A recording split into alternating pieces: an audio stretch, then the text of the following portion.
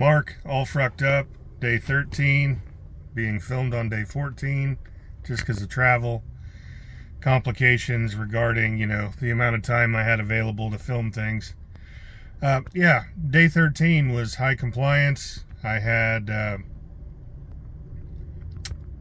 candy mid-morning, juice around the noon hour, Italian soda in the afternoon into the evening.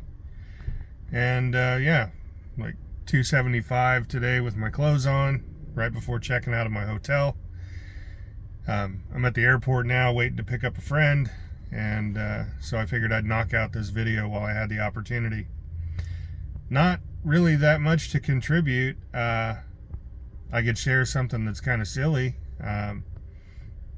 Standing in front of a full-length body mirror, holding a towel because I just got out of the shower. It's like, well, my midsection is really the area that I need the most work on, and I'm good with everything else. So if so much about how we approach weight loss is rooted in like separating the idea of us as a person, right? Instead of saying I'm fat, I have fat, I have stored fat, but you're not fat. It's like you're carrying fat.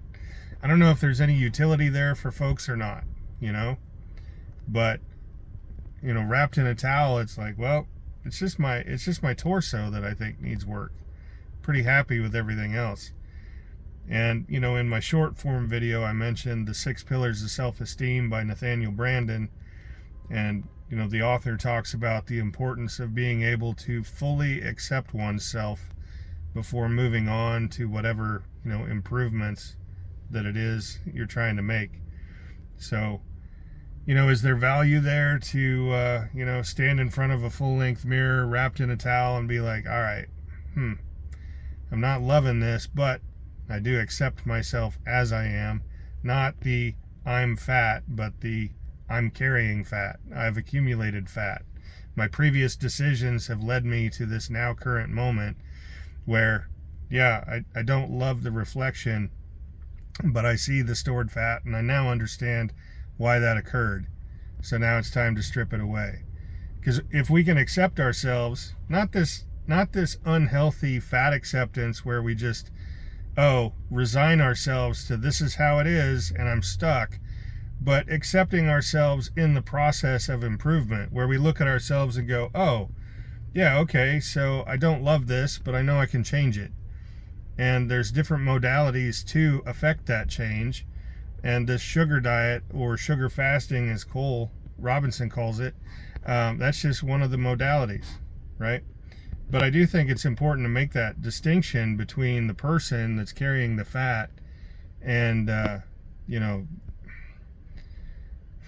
I'm probably not even making sense at this point. I feel like I've just talked in circles, but my point is not accepting and resigning ourselves to just being fat. Like I could be like, oh, well, I guess I'm just a fat bastard and that's the way it is. Oh, well. And then like double down on bad dietary decisions. What I'm suggesting is I look in the mirror and say, okay, I see the areas that need improved. I understand that I've accumulated that fat. I've stored that fat. That fat is there based on previous dietary choices, previous decisions that I've made. And, I can make better decisions going forward. There might be multiple, modalities that will achieve weight loss, but I feel like I've tried almost all except for this low-fat diet.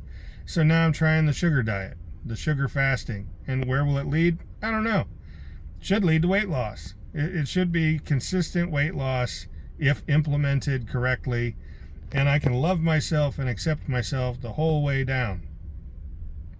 Because I don't think that the fat acceptance movement that Cole references is a healthy thing at all.